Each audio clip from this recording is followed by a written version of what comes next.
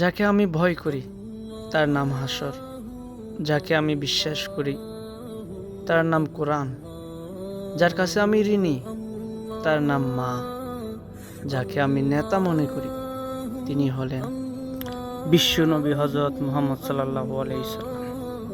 আর আমি যার কাছে মাথা নত করি তিনি হলেন আমার একমাত্র আল্লাহ।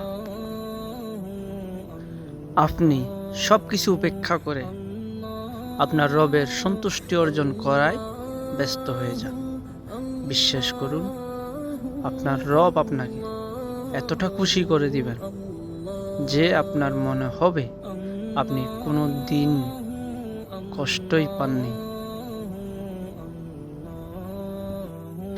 জান্নাতে গেলে থাকবে না কোনো দুঃখ, জান্নাত অর্জন হোক